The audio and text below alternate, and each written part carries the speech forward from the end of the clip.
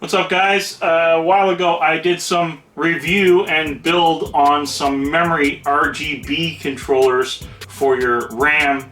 Well, that was from EZDIY from Amazon. Today I'm going to do the M.2, which is a cooler heatsink, shall we say, with RGB lighting, which is going to be pretty cool and now motherboard controlled, not just random. Now, why I say random is because when I did the EZDIY RAM kit before, it was only able to do multicolor and its own built-in programming. To the best of my knowledge, it did not hook up to my current controller system. Now I have the new one that I can control completely.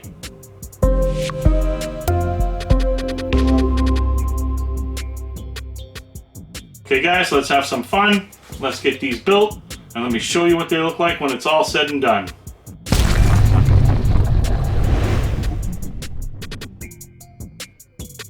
Okay guys, so here are the old ones with my Axiom sticker or whatever on the outside here. I don't know if I can take that off again and move them again, which would be kind of neat. But for first, what we'll do, we're going to put these aside and we'll do my M.2. So this is my 512 M.2. I'm about to get another one actually, which goes underneath the video card, but that already has its own heatsink and it's not lit, but it's kind of hidden. So this one's out in the open. You see the little red dot come on because it's lit, showing you that it's active. Well, let's make this cooler and much cooler.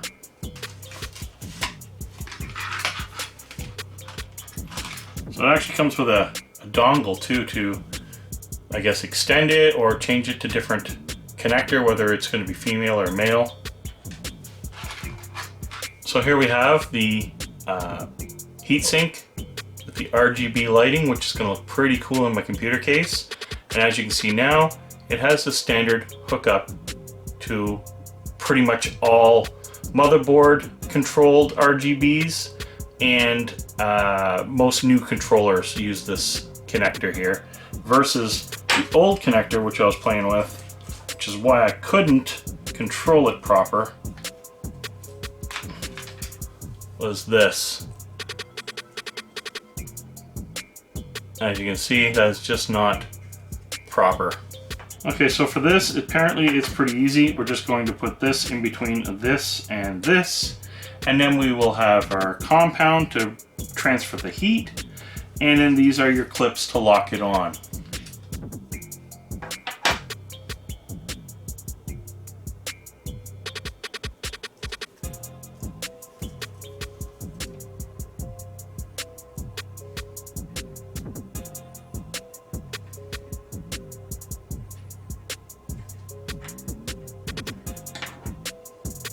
Trying to make sure it's fully covered.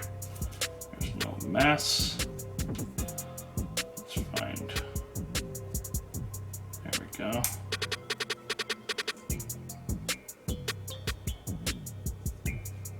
Much smoother than the last time I tried to do this type of thing with the RAM.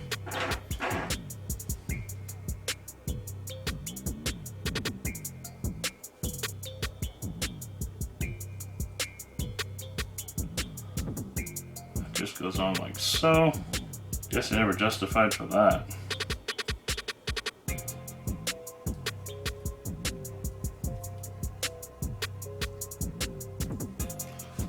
There you have it. That's how easy DIY it is. These little plastic clips, clip that onto your M.2. Now you have a lighted and more cooled and much cooler, because of the RGB of course, M.2. So guys, now that I have the old shell off from the previous version, I'm going to open this up now and take a look at what we got. So of course we have two identical looking to the old ones in every way, just that these are going to be able to be controlled as they have the proper connectors. So I'll just show putting one together in this video because I've already got a video, if you go back, which I'll probably link to this video so you can see a full build. It's going to be pretty much the exact same thing.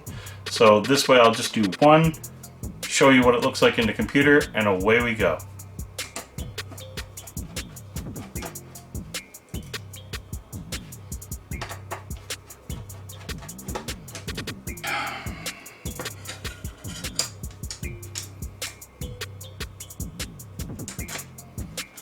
Another thing I recommend, guys, to get rid of the wire here when you're putting it in your computer, put your RAM in the shell the way you want the wire to be. So for example, on my board, the longer part of the connector is the top.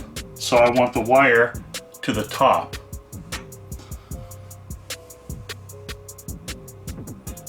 I remember this in the last video. What a pain in the butt to pull off these plastics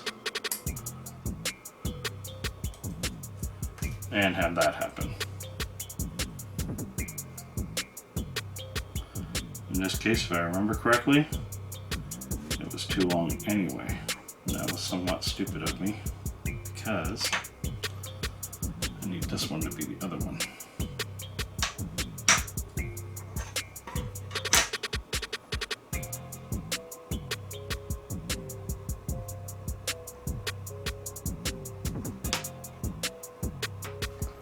So in this case, take off this little bits.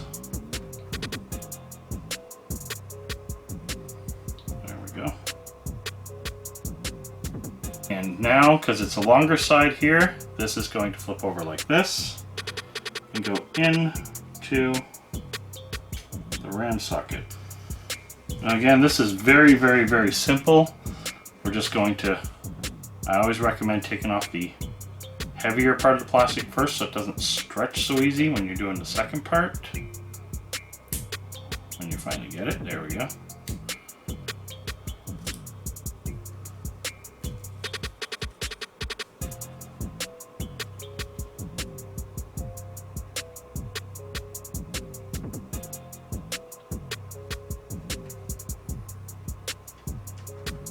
And now we peel off the inner plastic, which is the hardest part. It's actually the hardest part of this whole entire build.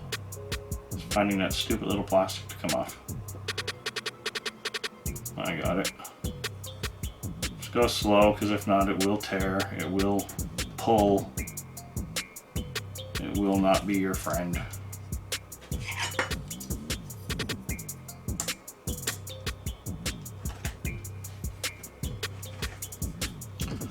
Take a look, make sure everything looks good. Right now that looks pretty darn good. Voila. Put them in nice and tight, but don't over tighten to break anything.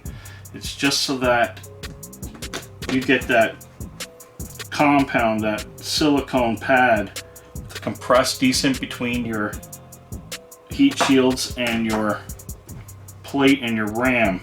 I mean, the whole point of this, not only is it to make it look much cooler, it is to get it to actually be running cooler. So there you go, guys. So here is the new shell on here. Again, it has the new connectors that you require on pretty much all of the new motherboards and controller systems that you buy aftermarket. The old way that I had on it, you can get controllers for those. Pain in the butt, because then your fans don't work with them and so on. It just becomes a headache. These are under 20 bucks on Amazon Canadian for the kit for a pair. And I think the M.2 was actually around $14–15 Canadian as well. So anyway, guys, let's put this in the computer and show you what it actually looks like, controlled by my motherboard, so I'm actually color-coded and not just running multicolor. I made them green just to show you that it's different than the motherboard right now, as I can control each input independently. So I'm going to change them to what I like things to be, and that is red for this case.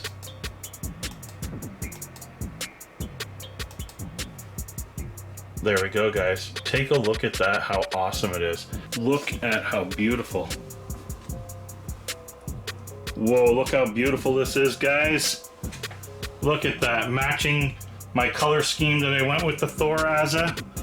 Still love this case. There's the new RAM modules, all lit up in beautiful red. And there is the M.2. Look at that. Staying cool and looking cool. Got all my wires all neatly stashed away. I actually took the 2 wires here and went right down the middle of the 2 sticks of RAM, knowing I'm not adding. I already have 32 gigs, and went out the side. I thought that made a cleaner appearance than having it going up the top there. So anyway, guys, let me know what you think of this type of video. As you can see in the link below, you'll be able to see me build the old ones and how they looked, which was like a multicolor, and I couldn't control them, which was cool for the time, but I really wanted to be able to control and make it all red. So there we go. I'm still having a weird issue with my software, my Gigabyte card. If anybody knows about that, it's all Gigabyte hardware. My Gigabyte RGB, for some weird reason, isn't detecting the lighting on my video card anymore. So it's stuck on blue at this point. So comment below if you know anything about it. Thanks guys for watching, and until next time, game over.